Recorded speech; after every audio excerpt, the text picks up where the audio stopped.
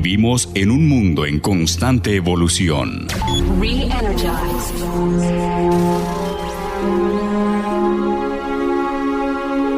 El aumento de la actividad industrial y la desmedida producción de desechos orgánicos e inorgánicos han ocasionado que muchos de los recursos que no son renovables vayan desapareciendo poco a poco.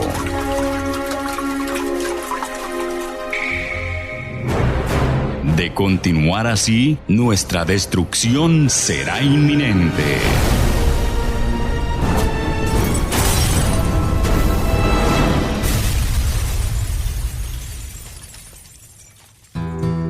Es por esta razón que nace nuestro programa ambiental Planeta Verde.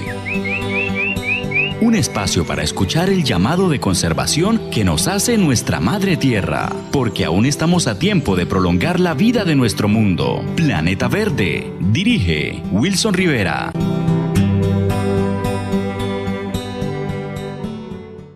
Muy buenas, estamos en Planeta Verde, su programa medioambiental.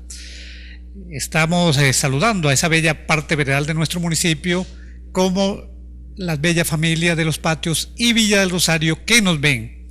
Igualmente en la parte técnica nos acompaña Leonardo Vega Palacios y en cámara igualmente Gustavo Vega Macías. Déjeme saludar también a la familia de BOJ Network. Por ella salimos y por ella pues llegamos a esos lindos hogares de nuestro municipio y de Los Patios, lo mismo que la zona fronteriza. Voy a entrar como siempre en Planeta Verde con la frase ambiental de la semana. Y como es el día del árbol, como también el día de la raza, hoy 12 de octubre, pues qué mejor esta frase. Si un hombre no ha sembrado un árbol en su vida, ha pasado inútilmente por esta tierra. Esta es una frase, un proverbio hindú, pero sí, qué bien que nos viene en el día de hoy, el día del árbol. Fíjate que nosotros estamos en una campaña que la hacemos desde aquí y hoy sembramos 3 árboles en el Parque de Flores.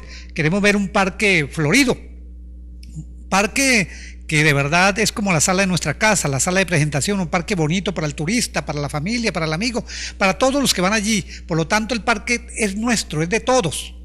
No es allí que digan que es de la alcaldía, de la gobernación, que lo que se hace allí no es nuestro, no, es nuestro. Cuidemos por lo mismo y tanto todo lo que hay allí en el parque y las zonas verdes de nuestro municipio. A veces uno no le cabe en la cabeza cómo estamos acabando cada día en cuadras de Villa del Rosario, en el mismo parque, los árboles. Si los árboles son vida, son esencia del agua. En un ejemplo, el alcalde de Medellín en su ciudad va a sembrar 200.000 árboles. Él dice que va a quitar en las avenidas, en todo lado allí donde es cemento, va a sembrar muchos árboles. Entonces, qué mejor sería que nosotros agarráramos ese ejemplo de que Villa del Rosario también fuera muy arbolizada. Hace falta con estos calores tan tremendos, pues qué mejor que estas calles, la otrora Villa del Rosario, las calles sombreadas y con árboles nativos. Ojalá árbol que estamos propiciando nosotros de flores nativos, ahí está el florero, hay muchos árboles que igualmente pueden decirme a mí y algún día diré muchos de los árboles que deben de sembrar, pero entre eso le decimos hoy el árbol florero. Ahora sí, pues nos acompaña hoy del cuerpo bomberil, de la institución Cuerpo Bomberil de Villa del Rosario. Ya él es como de nuestra casa, él ha estado aquí varias veces y es el jefe de telemática de esta institución, como lo es el señor William Carvajal. Y viene a hablarnos de un tema, no porque esté de moda, de boga, no, porque es esencial, es elemental saberlo, prepararnos, porque Villa del Rosario, Cúcuta, Los Patios, nadie está exento de una magnitud, de una tragedia como lo que es un terremoto. Y hoy vamos a hablar muy bien con él, que él nos explique la diferencia entre sismo, temblor, qué hay en Villa del Rosario, si estamos preparados o no, Cúcuta, norte de Santander, Colombia, si estamos preparados para un terremoto de alta sísmica, de alto grado. Recordemos que los terremotos, que el que hubo hace poco en México y en otras latitudes de 7 punto algo por ahí, punto 2. Pero vamos en primer lugar a que nos salude por parte de Planeta Verde, lo mismo nuestro canal Metro TV, la televisión que usted quiere ver, nos dé el saludo a la familia de Los Patios, Villa del Rosario, la zona fronteriza. Muy buenas, señor William Carvajal. Gracias. Nuevamente estamos acá por la invitación que cordialmente ustedes presentan al Cuerpo de Bomberos Voluntarios para poder llegar a nuestra apreciada comunidad y poder desde este medio infundir una información que sea apropiada y que sea útil en el momento en que una situación adversa se llegue a presentar. Muchísimas gracias y un cordial saludo para todos los televidentes. Vamos a iniciar por lo primero, señor William Carvajal, para que la gente de buena mano se entere de un sismo, temblores, terremotos, pero aquí en la pedagogía o en lo que dice aquí, dice consideramos sismos a los temblores o terremotos que se presentan con movimientos vibratorios rápidos y violentos de la superficie terrestre provocado por perturbaciones en el interior de la Tierra. O sea, choque de placa tectónica. Por ahí le hemos oído hablar en los colegios esto de la placa tectónica. La diferencia entre temblores y terremotos está dada por la intensidad del movimiento sísmico, siendo el más peligroso este último, pues su efecto es destructivo y puede ser fatal. Explíquenos desde su propia óptica, visión, señor William, esta diferencia entre sismos, como hablamos aquí, que ya llega un terremoto y en la cual es un movimiento pues más drástico, más duro.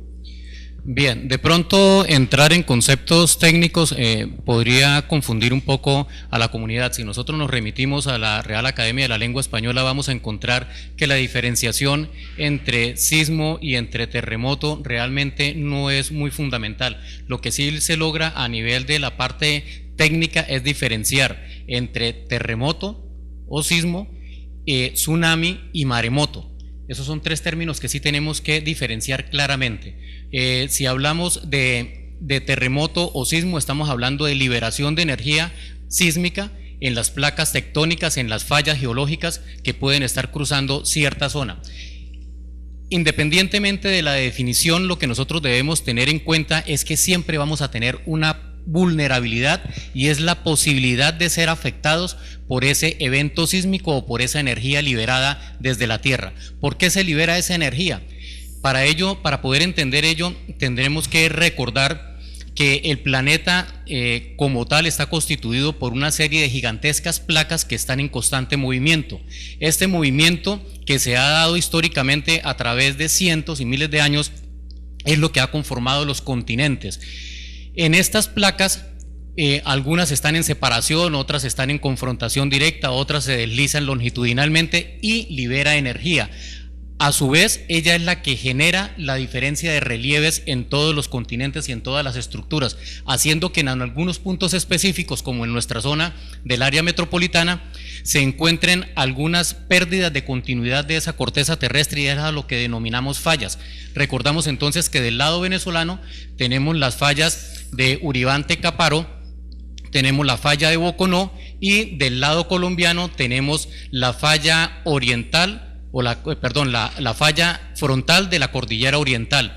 Ambas fallas lo que generan es disipación de energía a través de la contraposición de cada una de ellas, es decir, del choque frontal entre una de ellas, donde alguna va hacia la parte de abajo, otra se sobrepone, o donde pueden tener deslizamientos longitudinales. Señor William Carvajal, siempre se ha oído hablar de la falla de San Andrés, que arropa en Estados Unidos, si no me equivoco, el estado de California, y de ahí baja hacia la parte de Sudamérica, Centroamérica creo que también. ¿Qué sitios arroparía aquí en Colombia? Y si nosotros aquí en Villa del Rosario Norte de Santander nos está afectando, además de la que usted dice, la placa de Boconó, esta placa de la falla de San Andrés. Como le estaba mencionando, las fallas están asociadas a los límites de cada una de las placas, de las grandes placas que conforman el planeta. La falla de San Andrés es muy específica para la zona de Norteamérica, sin embargo, por tener límites coincidentes con las grandes placas tectónicas, de una u otra manera tienen una acción en todo el continente, pero específicamente esa acción se limita o se dirige hacia toda la zona costera de lo que es la parte del Océano Pacífico, específicamente para nuestro país. Tenemos que ellos de una u otra manera tienen incidencia en toda la gran placa del continente suramericano. Sin embargo, lo que de una u otra manera tiene repercusiones directas y precisas son las disipaciones de energía que se generan en cada una de las fallas locales que nosotros tenemos, como las que mencioné anteriormente. La falla frontal de la Cordillera Oriental y la falla de Boconó y la falla de Uribante-Caparo, por la zona de Venezuela. Señor William Carvajal, por ahí, y nosotros tenemos esa idea, no sé, usted no la sacará esa duda, ¿el cambio climático hace efecto en que haya temblores, terremotos? Bueno, realmente no es algo que esté directamente asociado. Lo que sí es cierto es que todo corresponde a la dinámica que tiene nuestro planeta.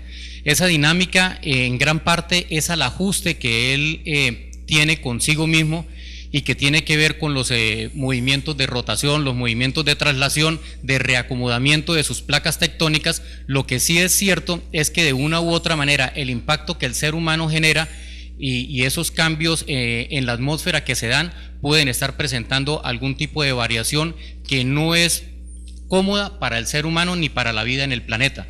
Entonces, aunque no haya elementos científicos que puedan asociar que el cambio climático es el generador de los sismos, lo que sí podemos decir es que la dinámica tectónica sí puede influir en el cambio climático. Por ejemplo, lo que tiene que ver con la formación y el sobreesfuerzo de los volcanes con sus erupciones, ellos inmediatamente hacen la disipación de toda esa energía y arrojan a la atmósfera cantidad de material particulado, cantidad de gases, de una u otra manera generan un impacto en la atmósfera.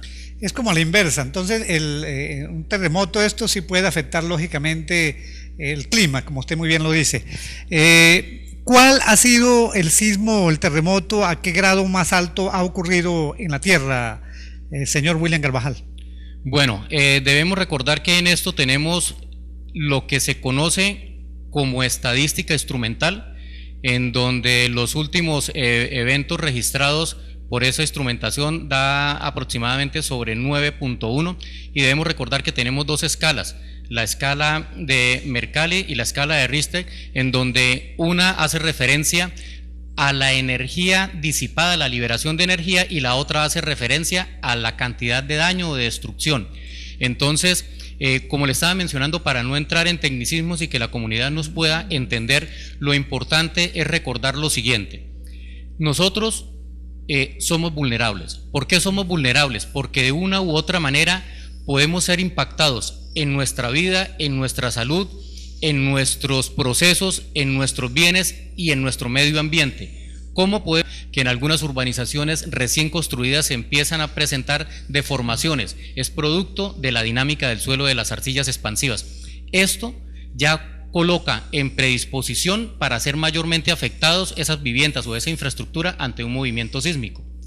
Esa es una de las situaciones que debemos entender a causa de la vulnerabilidad. ¿Qué debemos también tener en cuenta con lo que estábamos realizando el estudio de la posibilidad de niveles de afectación en la zona? Las técnicas de construcción que se utilizan en el momento no están dadas o no están orientadas al cumplimiento de la norma de sismorresistencia del 2010. Esto implica que podamos tener entonces una mayor magnitud de afectación por aquello de las construcciones artesanales, entre comillas. Usted mismo lo decía, señor William Carvajal, Villa del Rosario, Cúcuta y muchos municipios aquí del norte de Santander son frágiles para los terremotos. El día de mañana estamos en zona pues allí de peligro, por decirlo así, pero recordemos que en 1875 hubo un terremoto en Cúcuta y su área metropolitana y produjo más de 2.000 muertos. que a este tiempo sería una cifra escalofriante. Decimos 2.000 muertos porque en ese momento no habían edificaciones como la hay ahora. No había tanto de índice 5, de poblacional. 10, creo que en Cúcuta el más alto edificio creo que es de 22 pisos y hasta ahí en veremos, porque no se hizo quizás o no se le colocó allí toda la normativa que debía de ser, y como muchos edificios en Cúcuta. ¿Por qué debemos hacer para que de pronto estas catástrofes no sean, y que se lleguen a dar, pero no sean tan tremendas como estos 2.000 muertos que hubo en Cúcuta, en el área metropolitana en ese tiempo, señor William Carvajal? Bien, en el momento y desde el 2012 nosotros contamos con una herramienta importantísima que no ha sido lo suficientemente, primero, socializada y segundo, aplicada. Y estamos hablando de la Ley 1523 del 2012. La Ley 1523 del 2012 es la Ley Nacional para la Gestión de Riesgo y precisamente trata de esto, de cómo prepararnos, cómo identificar cada uno de los elementos que podrían ser generadores de conmoción o de caos para nuestra colectividad. Si nosotros tenemos el cumplimiento de esta ley, seguramente vamos a bajar los niveles de vulnerabilidad y por tanto vamos a reducir el impacto de afectación en vidas. Mientras ello no se haga de manera pertinente, vamos a continuar con un grado de vulnerabilidad muy alto. Sabemos que Villa del Rosario, un 70-80%, algo por ahí, es de terreno de arcilla, arcilloso. Y muchas edificaciones, pues gracias a Dios todavía aquí las edificaciones no son tan altas para de pronto el día de mañana, que Dios no lo quiera, ocurra un terremoto, pues la víctima sea bastante grande allí. Pero sí se pueden tomar desde ya medidas. Lo que yo quiero decirle, señor William Carvajal, hay un Consejo Municipal de Gestión de Riesgo acá.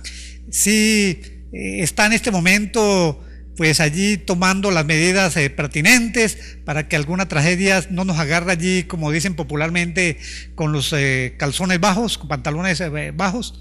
Que no nos sorprenda. Sí, definitivamente uno de los requerimientos que tenemos a nivel específico de nuestro municipio, y quizás pueda suceder también en otros municipios del área metropolitana, es que debemos fortalecer esos consejos municipales de gestión de riesgo para que operen conforme lo establece la Ley 1523, que es quien da origen a la conformación de estos consejos municipales de gestión de riesgo. Desde allí se deben desarrollar 3 grandes procesos que la comunidad desconoce y por lo tanto no exige su cumplimiento. El primer proceso es el conocimiento del riesgo, es determinar qué áreas son susceptibles bajo el parámetro de lo que nosotros denominamos escenarios de riesgo. Hay que identificar esos escenarios de riesgo que, por ejemplo, podrían estar dados en las siguientes condiciones: desplazarnos a un área X del municipio y evaluar el tipo de construcción. Si ese tipo de construcción, bien sea porque es de vieja data, es muy antiguo, o bien sea porque habiendo sido construido recientemente no se hizo bajo los parámetros de la norma de sismo resistencia, allí de hecho ya tenemos una condición de vulnerabilidad y de posible afectación al no estar esas viviendas en condiciones de soportar un evento telúrico o un movimiento sísmico. Señor William, sabemos que Villa del Rosario se fundó mayormente sobre callejones, sobre quebradas, sobre sitios que pues, a este tiempo, y en ese tiempo pues lógicamente no había un plan de ordenamiento, tampoco un control urbano, por decirlo así, y se hicieron allí casas, sea antiguas o nuevas, que pensamos que no reúnen esos requisitos de seguridad para, Dios no lo quiera, el día de mañana un terremoto o un sismo de menos proporción. ¿Qué deberíamos hacer ahora para que hacia futuro sea más seguro la ciudad, en este caso Villa del Rosario, y por qué no los patios? Es importante que desde el área de planeación de las administraciones municipales se generen los procesos, se hagan las auditorías pertinentes para que toda nueva construcción se afiance en los términos y parámetros que establece la norma de sismorresistencia. Pero hay que tener en cuenta que también para ello se requiere un estudio de suelos. Ese estudio de suelos está incluido en el Plan Básico de Ordenamiento Territorial para lo que aplica para el municipio de Villa del Rosario, y allí es donde se establece, de acuerdo a las características del suelo, qué áreas son habitables, qué áreas están dispuestas para que se pueda construir viviendas y bajo qué parámetros y qué condiciones. Adicionalmente, como le estaba mencionando anteriormente, para poder estar realmente preparados necesitamos que funcione de la manera pertinente el Consejo Municipal de Gestión de Riesgo a fin de que se adelanten los procesos. Le he mencionado solo uno, el proceso de conocimiento, que es la identificación de aquellos escenarios de riesgo. Una vez que los tengamos detectados, tenemos que trabajar en la reducción. ¿Cómo reducimos la posibilidad de afectación en aquellos escenarios de riesgo que han sido identificados? Y es donde tiene que desarrollarse también un gran despliegue interinstitucional enfocado en que la afectación, si no se puede eliminar en un 100%, sí por lo menos podamos reducirla en un porcentaje aceptable. Y posteriormente tenemos que estar trabajando desde ese Consejo Municipal de la Gestión de Riesgo en otro frente o en otro proceso supremamente importante, que es el manejo del desastre, es decir, prepararnos a nivel de instituciones para poder enfrentar una situación de afectación de nuestra comunidad. Esos tres elementos deben ser abordados de la manera adecuada por el Consejo Municipal de la Gestión de Riesgo. Porque, señor William, el auge de la construcción aquí de muchas viviendas, de urbanizaciones, pues está en avanzada. Recuerde que somos del área metropolitana y la expansión de Cúcuta pues va a Villa Rosario y Los Patios. Es correcto. Hacia la vía de Boconó, para ser más puntual, que me acuerde yo en el ordenamiento del plan básico territorial, allí pues había un cuidado de no ocupar esas tierras, sean porque eran tierras de agricultura, de aguas subterráneas, pero de un tiempo para acá vimos cómo quizás esto del plan de ordenamiento se dejó ahí a un lado y ya vemos muchas urbanizaciones. Esto afectaría también igualmente en una catástrofe, en un sismo, por estas tierras tan, diríamos, tan blandas, no pensamos que no son seguras, o va dependiendo también de lo que se haya hecho allí en cada construcción. Bien, aquí empiezan a jugar una serie de elementos que lo usual es que también sean desconocidos. El plan básico de ordenamiento territorial del municipio de Villa del Rosario debe estar armonizado con toda la gestión de riesgo. Hoy por hoy la norma es muy clara, pero así como es muy clara, también la norma es desconocida incluso en los altos niveles en lo departamental y en lo municipal. Esto hace que se desconozcan los parámetros bajo los cuales se debe generar un desarrollo sostenible. Y cuando hablamos de desarrollo sostenible es tener en cuenta que si bien es cierto que debemos generar condiciones para tener infraestructura habitacional, también debemos garantizar que esa infraestructura habitacional no se convierta en una trampa a futuro ante la liberación de energía sísmica, y es de lo que estamos hablando el día de hoy. ¿Qué sucede? Que, por ejemplo, en el municipio estamos encontrando ya torres con 10, 12 pisos, cosa que no era común en Villa del Rosario. Pero constructores de Cúcuta se han trasladado al municipio porque de una u otra manera les favorece la condición de construcción interna, y esto ha generado la expansión y el crecimiento de la infraestructura habitacional, situación que a nosotros desde el Cuerpo de Bomberos nos genera preocupación, porque si comparamos el crecimiento de la infraestructura, el crecimiento poblacional, el crecimiento de la actividad económica versus la capacidad de respuesta, nos estamos quedando cortos. Y debemos tener claro que la situación no solo de Villa del Rosario, sino del área metropolitana, en función de un evento sísmico, no es el más alentador. Si bien es cierto que los movimientos sísmicos no pueden ser previstos, no pueden ser predichos, en otros términos, sí existe la posibilidad de ocurrencia y de repetición cuando ya se tienen antecedentes, y es donde aquí usted nos estaba mencionando el sismo que afectó gran parte de la zona de frontera colombiana y venezolana. Recordemos que también en Venezuela también hubo afectación por el alto nivel de liberación de energía sísmica en ese entonces. Una cosa que es muy importante y hay que acotarla aquí, señor William Carvajal, es, le voy a mencionar entre telones allí, que en un caso de un sismo, un terremoto, lo que más se debían de cuidar, lo primero, o sea, las partes gubernamentales para no quedar huérfano en un caso de una tragedia, quedar sin dirección. Las instituciones como el Cuerpo Bomberil, la Defensa Civil, los de las instituciones de la tercera edad, en fin, o sea que en un orden hay prioridades para salvaguardar esto. Y en el caso del Cuerpo de Bomberos también quiero que me diga si están preparados en una infraestructura para que Dios no lo quiera, cuando haya una tragedia de estas, pues ustedes sean los primeros afectados. En el momento, que sería como contradictorio, que no lo fue. En el momento estamos en condiciones muy similares a lo que sucedió en Armenia, y es donde el Cuerpo de Bomberos fue uno de los que primero colapsó. Infortunadamente esa es nuestra condición en el momento. No contamos con una infraestructura que bajo los parámetros de la resolución 0661 pueda cumplir con los índices de resistencia ante un desenlace de liberación de energía telúrica. Tenemos que, si constitucionalmente estamos hablando, todos tenemos el derecho al mismo nivel de protección. Sin embargo, de una u otra manera se establece que los centros de salud, los centros de gobernabilidad, los centros en donde se alberga la infraestructura y todo el recurso para la seguridad y la atención de emergencias deben ser de los más fortificados, es decir, todos deben estar cumpliendo bajo las normas de sismo resistencia, pero deben estar previstos con una mayor resistencia, un índice de soportabilidad, estas instituciones que permiten el funcionamiento de todo un núcleo social. No se concibe que tras una emergencia, por ejemplo, colapse la alcaldía y no pueda seguir gestionándose todos los indicadores de gobernabilidad, ni que los centros médicos puedan seguir dando continuidad a sus servicios. En ese sentido, lo que se espera es que haya cumplimiento de la norma de sismorresistencia, pero es una de nuestras grandes falencias.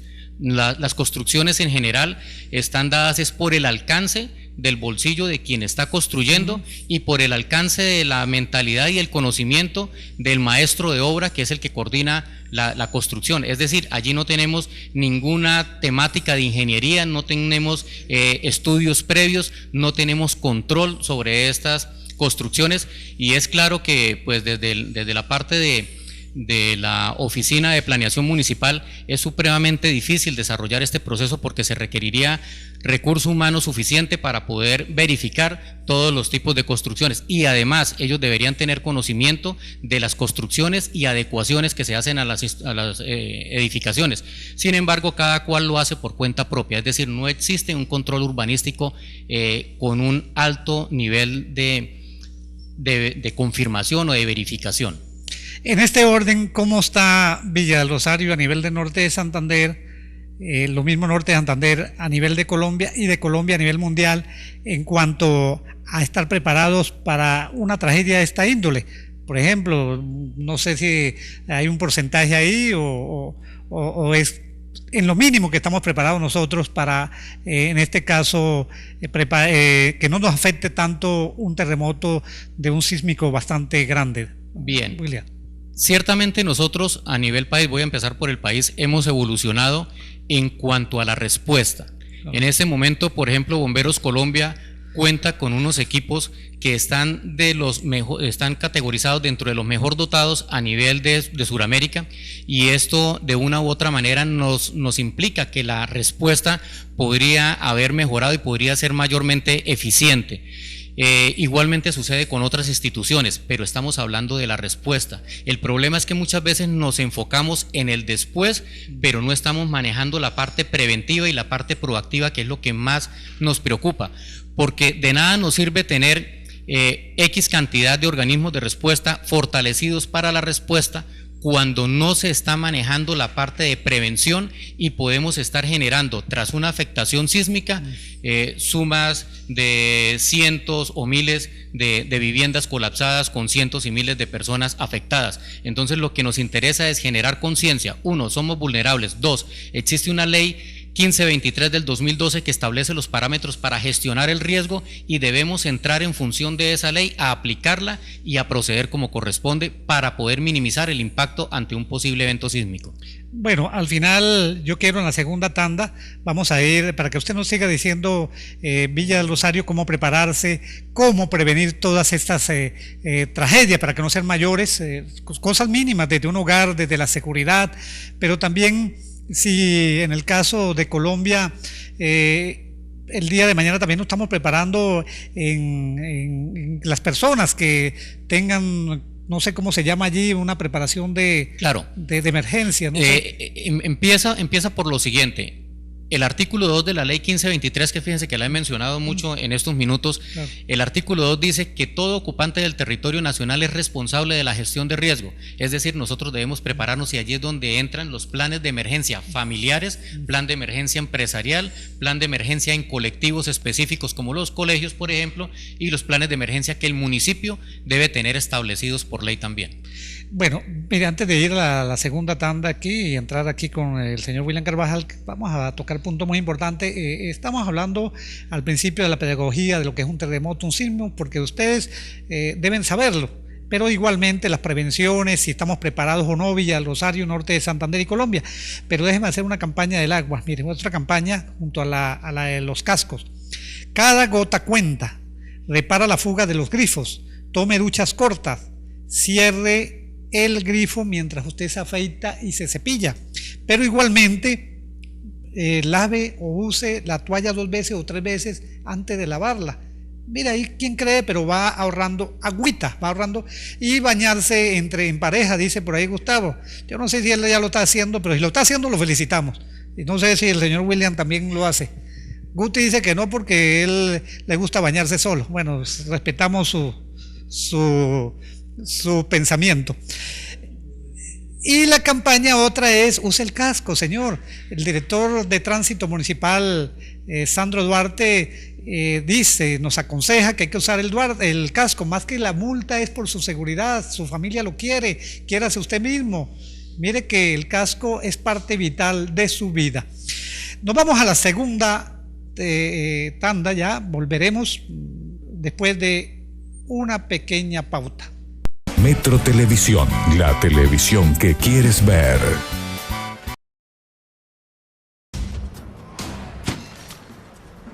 Me están extorsionando. Pilla un cargamento de coca. Yo sé dónde está el secuestral. Su colaboración es fundamental para una respuesta efectiva. No permita que unos pocos lo atemoricen. Eso es construir un país seguro. Confíe, prevenga e informe al 123, al 165 y al 147. Fuerzas Armadas de Colombia, más fuertes que nunca.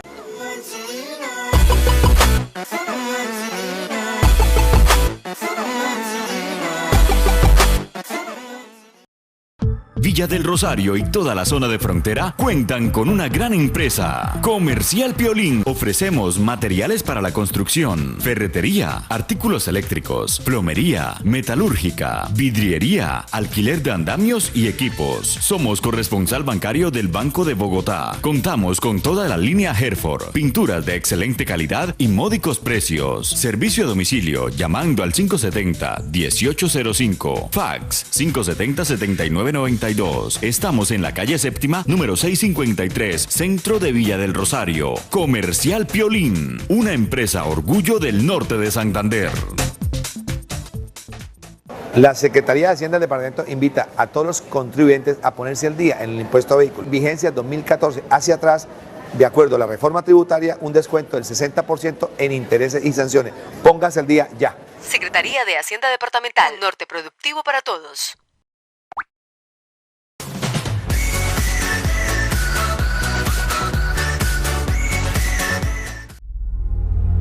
Vivimos en un mundo en constante evolución.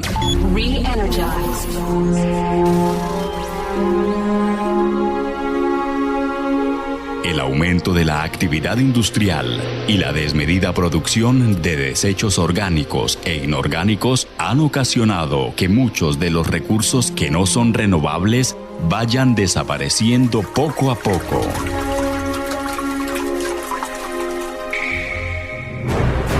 De continuar así, nuestra destrucción será inminente.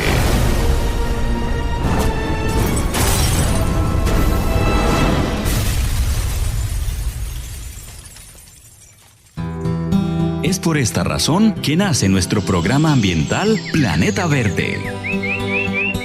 Un espacio para escuchar el llamado de conservación que nos hace nuestra Madre Tierra, porque aún estamos a tiempo de prolongar la vida de nuestro mundo. Planeta Verde. Dirige Wilson Rivera.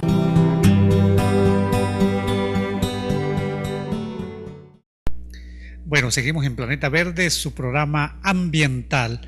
Recordemos siempre, mire, no va de más decirlo, cuidemos nuestra zona verde, es el parque. Hoy sembramos varios árboles allí de flores, con Esperanza, con Vicente, que son muy buenos ambientalistas, pero aconsejamos a las mamás, a los papás que le digan a los niños que no maltraten lo que hay allí en el parque, los árboles, las ramas, en fin, que ellos entiendan que son la sombra del mañana.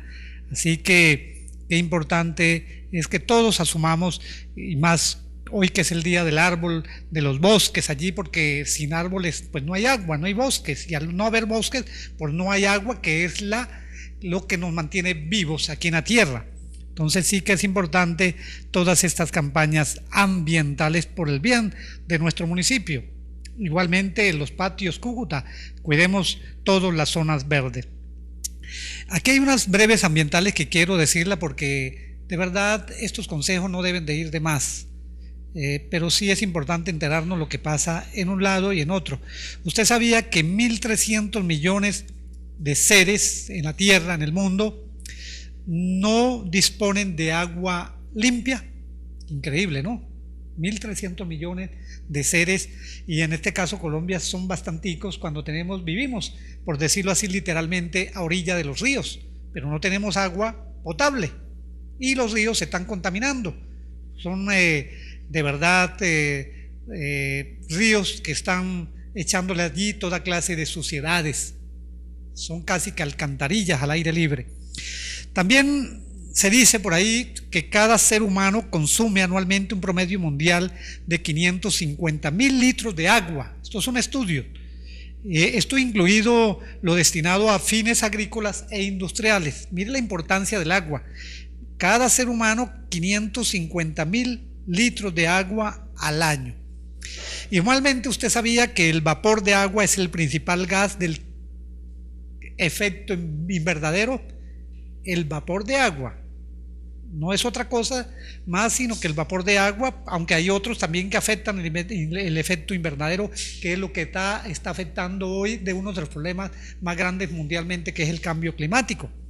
E igualmente el 99% de la atmósfera está constituido por dos gases, el nitrógeno y el oxígeno, jugando ellos un papel esencial en los complejos ciclos que sostienen la vida en la Tierra. Es importante saber todo eso porque así le daremos importancia a todo lo que en el entorno hay, flora, fauna, animales, en fin. ¿Usted sabía también que mueren más de 1 millón de animales al año por culpa del plástico?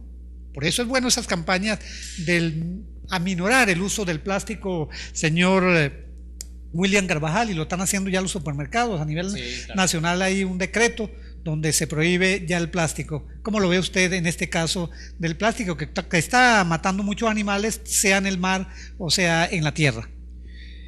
Uno de los índices de contaminación está generado específicamente por el plástico y por aquel material que no es biodegradable. Entonces, de hecho, sí es una buena estrategia el buscar que la comunidad en general aminore el uso de este tipo de materiales. Y yo ya lo estoy haciendo, señor William. Yo llevo ya una bolsita de tela en mi bolsillo allí atrás y no se me quita ni se me pone ni se me quita nada de llevarla allí. Simplemente ya no uso tanto plástico y echo las cosas allí en esa bolsa de tela, que era también lo que había antes. Todo es una cultura, ¿no? Sí, claro. ¿Cómo? La pregunta es, y ya ahora sí entramos de lleno en los sismos, en los terremotos, porque recordemos, señor William, que, y usted también nos lo diría aquí, de que los colombianos olvidamos, ¿no?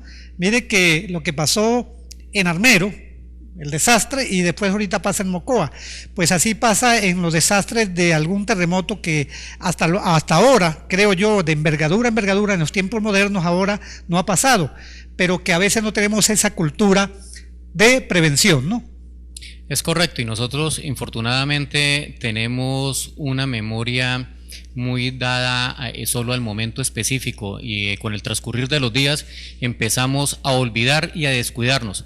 Recordemos que el último sismo experimentado acá en el municipio y en el área metropolitana, que se generó en La Esperanza, el municipio de La Esperanza, ese fue el epicentro, generó inquietud, generó temores, Pero al día de hoy ya la gente, la comunidad bajó nuevamente la guardia y estamos descomplicados totalmente, y hasta el día de hoy que usted acá amablemente desde el canal Metro TV nos invitan para retomar esta importante temática.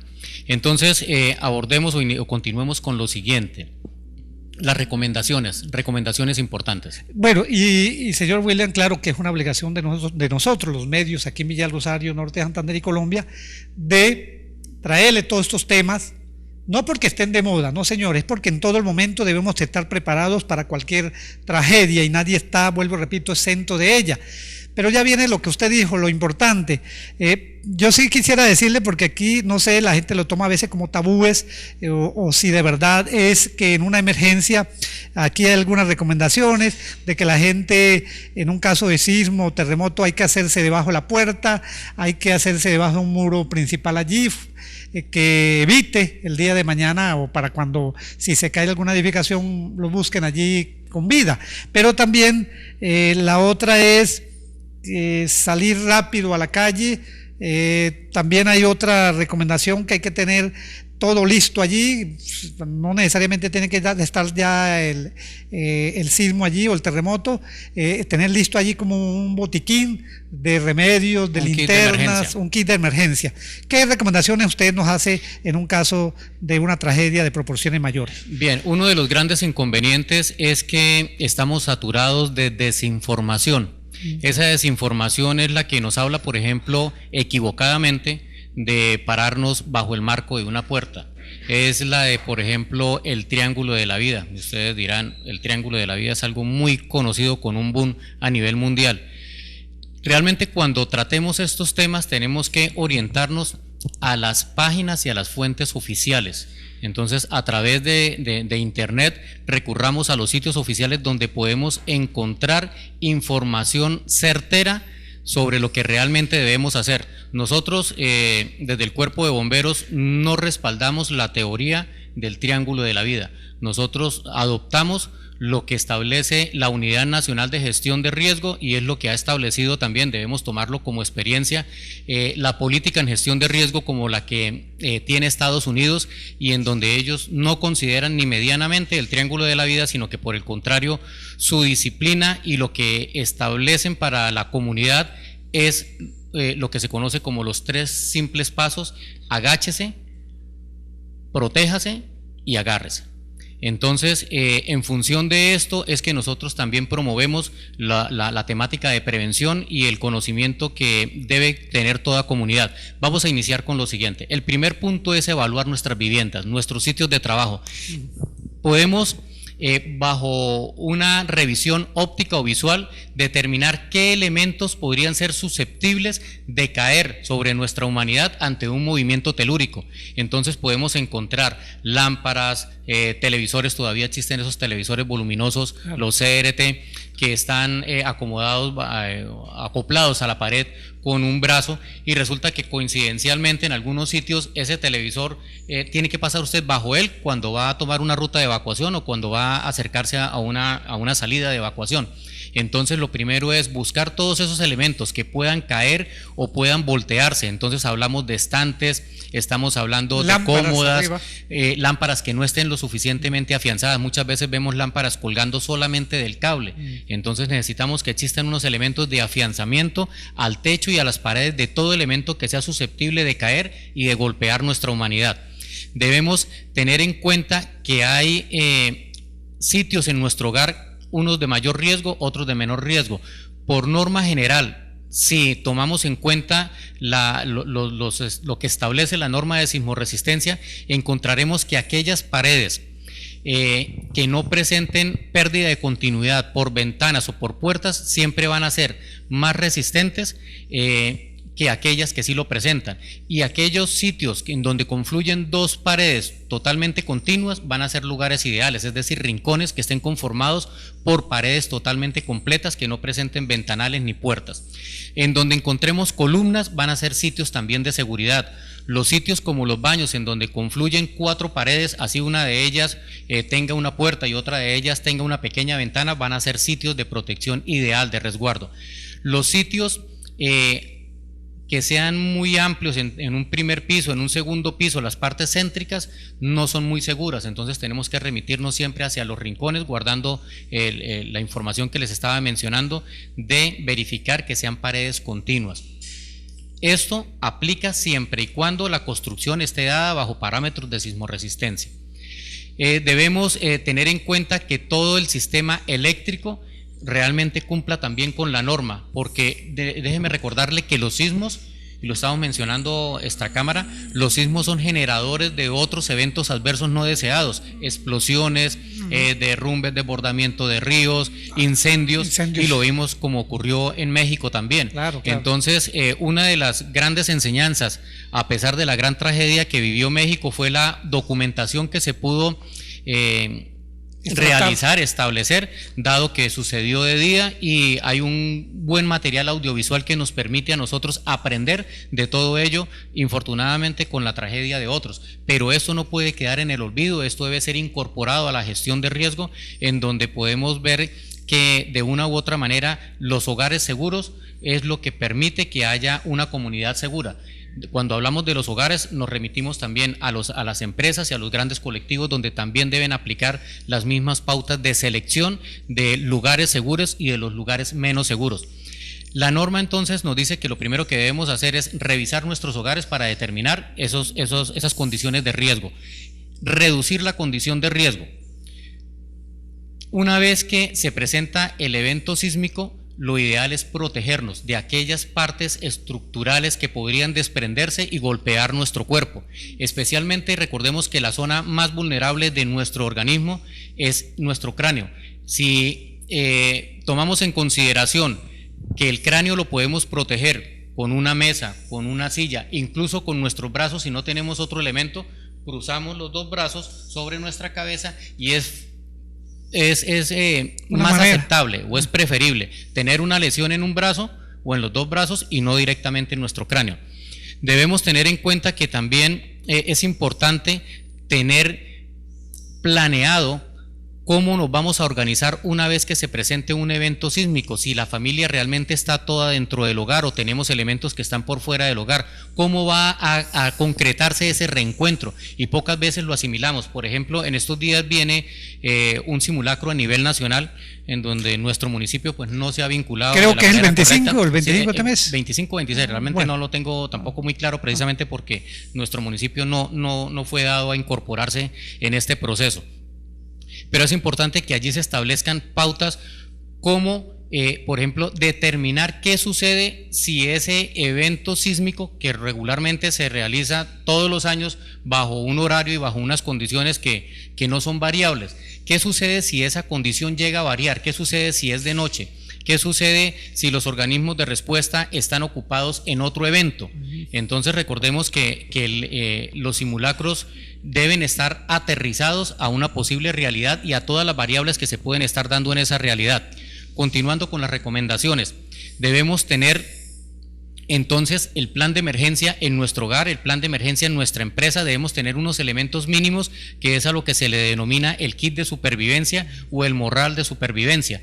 Correcto. La tecnología en este caso, los celulares han sido muy útiles para poder transmitir situaciones en donde las personas quedan atrapadas. Que nos detecten por ahí. Incluso el celular puede ser detectado, claro, es correcto. Claro. Entonces debemos tener algunos elementos, pero esto lo pueden conseguir, por ejemplo, en nuestras redes sociales, en nuestro Twitter y en nuestra página de Facebook. Hemos colocado unas orientaciones específicas, cuáles son los elementos que debemos tener allí previstos para este morral o este kit de supervivencia. Importante es que tengamos en claro lo siguiente: mire, una vez que se presenta el sismo, obviamente nos vamos a llenar de temor. Lo importante es mantener la calma, porque solo bajo calma es que podemos tomar mejores decisiones. Alterados vamos a incurrir en errores. Una vez que estemos calmos, buscamos el lugar, o no lo buscamos, porque eso lo debemos hacer con anterioridad. Debemos seleccionar el punto más seguro y es donde nos vamos a dirigir para poder resguardarnos. Cometemos un error cuando intentamos evacuar inmediatamente. Entonces, orientémonos a las pautas que se establecen por parte de la Unidad Nacional de Gestión de Riesgo. en cuanto a cuáles son las premisas y cuáles son los planteamientos que debemos tener ante un evento telúrico, que es protegernos. Una vez se haya detenido la actividad sísmica, evacuamos lo más pronto posible porque podría generarse una réplica, y si bien la edificación con características sismorresistentes soportó y cumplió con la cualidad de resguardarnos mientras pasaba el evento sísmico primario para poder evacuar, entonces vamos y buscamos el punto de encuentro que ha sido seleccionado, que debió haberse seleccionado previamente para concentrarnos con toda la población. Allí llegamos con nuestro kit de supervivencia, llegamos con nuestros elementos, cuantificamos qué tan afectados fuimos nosotros, cómo podemos empezar a colaborar y a organizar el plan de respuesta comunitario para toda la comunidad. Es importante que tengamos en cuenta también esto, la comunidad siempre es el primer respondiente. Todas las acciones de rescate tras un sismo se dan inicialmente por la comunidad, de allí la importancia de que la comunidad conozca de primeros auxilios, que sepa cómo pueden determinar cuándo hay condiciones de seguridad o de inseguridad, por ejemplo, tras un sismo, porque hay ruptura de los ductos de gas. Correcto. ¿Sí? Hay que, en lo posible, antes de evacuar, hay que cerrar pasos de gas, hay que cortar el suministro eléctrico, hay que cortar también el agua. Entonces esto en la medida en que nos lo permita, y si nosotros lo tenemos ya previsto, lo hemos ensayado mediante simulacros, seguramente las condiciones van a ser más favorables para nosotros ante una supervivencia. Yo les recomiendo que consultemos la información la más real, que es lo de la tragedia de México, para que allí encontremos factores que nos van a que van a fortalecer nuestra capacidad de respuesta y nuestro aprendizaje en la toma de conciencia de cuán vulnerables podemos ser. Por ejemplo, hay un video que ya estamos subiendo a nuestras redes sociales, y es el comportamiento de unos jardines infantiles. Cómo se comportaron los niños y cómo se comportaron los docentes durante el movimiento sísmico que experimentó México. Eso nos indica que había una preparación y que los docentes estaban conscientes de la responsabilidad de ellos frente a esos niños en el caso de un evento sísmico. Entonces, importante ver cómo los protegían, cómo los llevaban hacia el punto de encuentro, porque tenían establecido claramente un plan de emergencia. El plan de emergencia no se puede quedar en un papel, el plan de emergencia no puede ser el requerimiento para cumplir con un requisito y listo. El plan de emergencia debe ser funcional y debe garantizar que haya una respuesta adecuada. Sí, como dicen por allí, los mexicanos no se dejaron cundir de pánico. Pero mire, señor Sergio William Carvajal, en Latinoamérica, en los últimos terremotos, ha afectado a unos países más que otros. En el caso de Ecuador no hace mucho, lo mismo Chile y México. Pero uno de los buenos ejemplos en el mundo, porque han sabido convivir con el peligro, han tenido ya esa cultura, si no, imagínese cuántos muertos no habrían allá, cuánta tragedia, peor que la de ningún otro país. Es el caso de Japón. Japón, ellos en esos terremotos que últimamente han habido allí, pues debió de ser, como lo dije anteriormente, la tragedia más inmensa, más grande, pero debido a que ellos sí han tenido una cultura de prevención que debemos tener los colombianos, los rosarienses, los norte santanderianos. Por eso es que estamos aquí, y por eso es que trajimos al señor William Carvajal, que muy comedidamente, muy respetuosamente vino, para que usted esté atento. Mire, todas estas cosas hay que enseñarle, ¿por qué no al niño desde ya tener esa cultura? Y la palabra clave es esa, es cultura. A esto le denominamos en gestión de riesgo resiliencia. La resiliencia es la capacidad que tiene toda comunidad para sobreponerse, primero enfrentar y sobreponerse a un evento adverso. Lo tiene Japón y lo tiene Chile de manera ejemplar. Es algo que nosotros deberíamos adoptar. Eso no se trata de entrar en pánico. Sí, correcto. ¿Sí? No se trata de alarmarnos y no dormir esta noche por lo que estamos aquí hablando. Se trata de tomar conciencia de que efectivamente sí somos vulnerables y que sí hay unas herramientas que están establecidas en un marco legal, la ley 1523, hay unos procesos que debemos desarrollar para poder mitigar o reducir ese embate de la naturaleza a través de la actividad sísmica. Es decir, tenemos posibilidades de poder salir victoriosos o de tener un alto nivel de supervivencia tras una afectación, pero depende de nuestra organización. Sí, porque de verdad yo creo que lo peor que le puede pasar a una familia o donde haya un terremoto es llenarnos de pánico, de crisis allí y hay que tomar todo con calma. Y como lo decía el señor William, no es que en este momento estemos nosotros para generar aquí pánico, no, simplemente es que queremos de que haya en nuestro municipio, en el norte de Santander, en Colombia, una cultura que no la ha habido hasta ahora. Pues ya estamos llegando, creo que al final de nuestro programa, pero yo sí quiero antes que nos dé ustedes, señor William, nos den unas recomendaciones generalizadas de qué debemos de hacer en Villarrosario si alguna catástrofe de ella llegase a ocurrir. Usted ya pues nos dijo del botiquín allí, de los primeros ¿no? de emergencia, en cuanto a cerrar las llaves, en cuanto a muchas cosas, pero también qué debemos de hacer o qué debe hacer mayormente también las autoridades. Las autoridades en este caso, las que estén al frente de ellos, la misma alcaldía que también tiene sus entes allí para que estén como este consejo que hablamos, Consejo Municipal de Gestión de Riesgo. Y en este momento, si dijéramos ya del municipio, vamos a ser francos aquí, del 100%, ¿cuánto estamos preparados? ¿Un 10, un 20, un 30? ¿Cuánto estamos preparados? Vuelvo, repito, esto no es por alarma, al contrario, esto es para colocar allí las alarmas, pero en las personas que se pongan pilas, ¿no? Para que el día de mañana esta tragedia no sean mayores. Mire, tenemos que ser muy claros y muy conscientes porque solo en la medida en que lo hagamos podemos tomar las decisiones acertadas.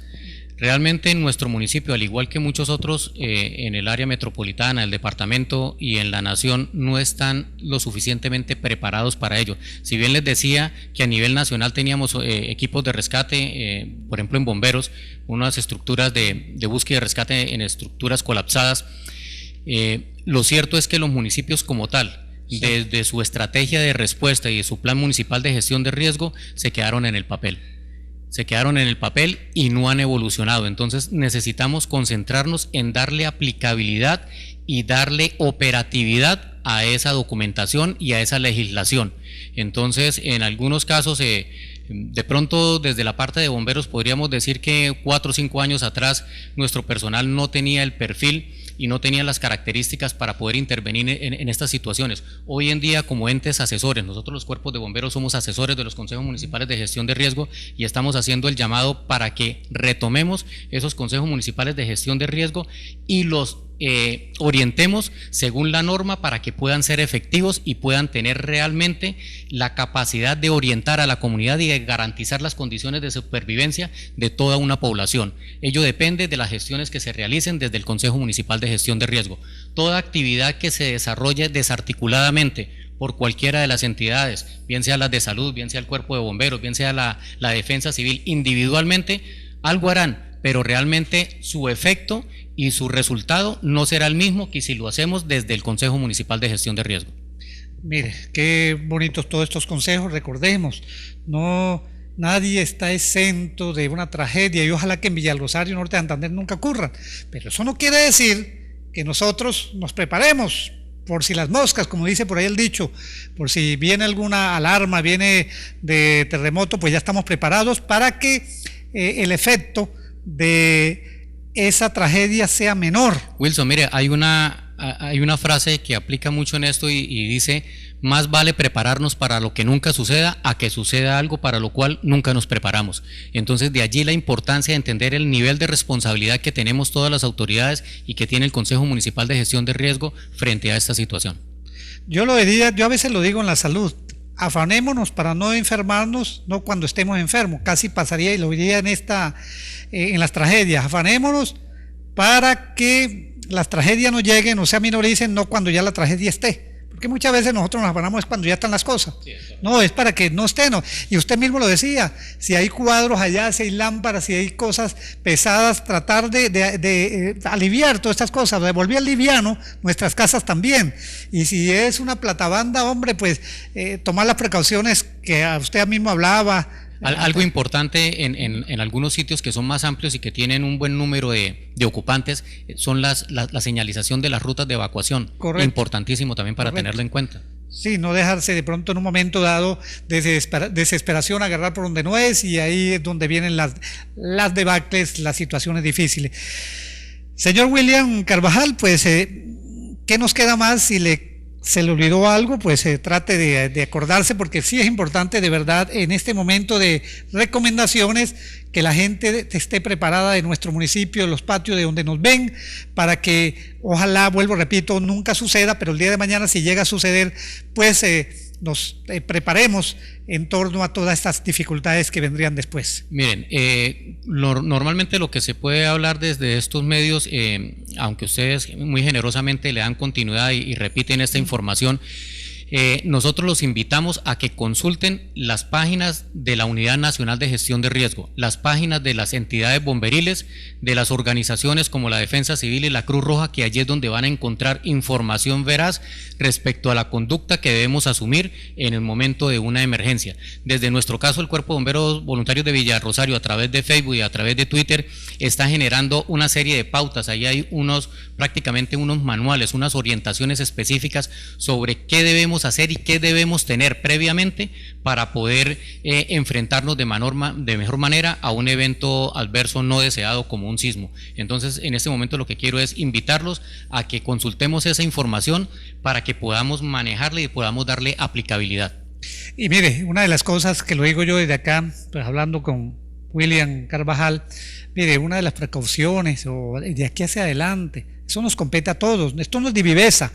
Cuando se vaya a hacer una edificación, háganlo lo más segura posible, es su vida, es su familia la que está en riesgo. Entonces, que por viveza yo no haga algo allí, una edificación muy segura, que claro, analizando la clase de terreno, todo lo que esté allí.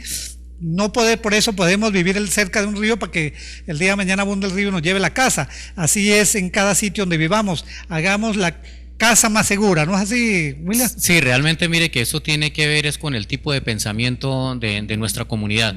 Si bien es cierto que en algunas condiciones el dinero no abunda y no nos permite desarrollar lo que idealmente se requiere, por lo menos busquemos ajustarnos a un mínimo, que es lo que establece la norma. La norma parte de un mínimo. En cuanto a sismoresistencia, tratemos de buscar la asesoría pertinente que vaya más allá del proceso en donde reúno unos cuantos pesos, busco un maestro y le digo cómpreme el material para lo que me alcance y constrúyame. No, porque ahí lo que estamos haciendo es una trampa, estamos construyendo es una trampa. Entonces, eso es algo que nos preocupa y que estamos viendo que ha proliferado en nuestro municipio, y son las construcciones que no están dentro del esquema de lo que establece el municipio desde la oficina de planeación, donde ellos seguramente la oficina de planeación desconoce que se están desarrollando ese tipo de construcciones, y una vez que esa edificación, esa casa esté con sus acabados, difícilmente se puede determinar si tiene columnas o no tiene columnas. ¿Qué encontramos? Construcciones en donde en las esquinas sencillamente confluyen los bloques trenzados y allí no hay ninguna columna. ¿Qué tipo de garantía puede presentar una vivienda de estas a futuro ante un posible evento sísmico? Eso nos preocupa. Bueno, muchísimas gracias, señor William Carvajal, por haber estado en los estudios de Metro Televisión, Planeta Verde. Usted ya es de la casa y lo invitaremos para próximas recomendaciones, que es muy importante. Usted allí en sus casas tome atenta nota por su vida, por su seguridad, por sus hijos, por su familia. Así que estaremos siempre pues trayendo aquí temas importantes, y en este caso lo de los terremotos. No se me vayan a afanar ya y en crisis en esto, es prepararnos porque nadie sabe lo que el día de mañana pueda ocurrir. Muchísimas gracias, señor. Muchísimas gracias a ustedes, a Metro TV y a Planeta Verde. Bueno, nosotros aquí, gracias a William Carvajal, y damos una nota finales aquí. Mire, recordemos, el calentamiento global ha sido calificado como la mayor amenaza para la humanidad. Por lo tanto, cuidemos la naturaleza, sembremos árboles en Villarrosario. Mire, me preocupa, hay cuadras enteras en Villa del Rosario sin árboles, con estos calores tan tremendos. Yo no sé la gente por qué no tiene un arbolito enfrente de su casa, como lo tiene Gustavo Vega, ya tiene 3 árboles en su casa. Entonces, queremos que usted, pues hombre, cuide las mascotas, cuide los animalitos, cuide las aves. Ellos también conviven con nosotros en este mundo, en esta tierra. Seamos sensibles, no nos volvamos insensibles. Esta es una recomendación de Planeta Verde, para eso estamos aquí. Y si necesitan una campaña de ir a reforestar, pues nos dicen, ya las madres FAMI nos han buscado, nosotros las hemos asesorado y le hemos dado hasta algunos materiales que tengamos nosotros. Lo que no tenemos, pues hay que comprarlo, lógicamente. Y así pues usted también cuidará ese material, porque muchas veces, William, lo regalado no lo valorizamos. Entonces, qué mejor la identidad verde en nuestro municipio. Pues no nos queda más sino darle un caluroso saludo a la amable teleaudiencia en los patios Villa del Rosario, la zona fronteriza, a todos los que hacen empresa, microempresa, los que generan trabajo, los vendedores ambulantes, los vendedores formales e informales. Ellos están en su afán de llevar el pan de cada día a su casa. Comprémosle, apoyemos lo nuestro aquí en Villa del Rosario. Apoyemos a todo el mundo, hombre. No nos caigamos entre nosotros la misma gente a criticarnos. Apoyémonos porque todos estamos de sobrevivir en esta tierra, así que seamos solidarios. Esa es la paz de Colombia, esa es la paz del mundo, ser solidario con el que no tiene. ¿Cuánta gente, tanto dinero y bienvenido y lo tienen, pero no son solidarios con tanta pobreza mundial que hay no solamente en Colombia, sino en la tierra? Así que ese es el mensaje de Planeta Verde, cuidar nuestro planeta, que es el único que tenemos. Cuidémoslo con amor, con mucho amor. Pues estuvo en la parte técnica el pequeño gigante de la consola, que ya no es pequeño, ya es un gigante en estatura, Leonardo Vega Palacios. Lo mismo en cámara, Gustavo Vega Mesías, y quien les habló, Wilson Rivera. Que Dios nos proteja y el Espíritu Santo nos guíe. Aquí termina nuestro programa Planeta Verde, pero nuestro compromiso de ayudar a la protección y conservación de nuestros recursos naturales apenas comienza. Planeta Verde, un espacio para escuchar el llamado de conservación que nos hace nuestra Madre Tierra, porque aún estamos a tiempo de prolongar la vida de nuestro mundo. Hasta nuestra próxima emisión.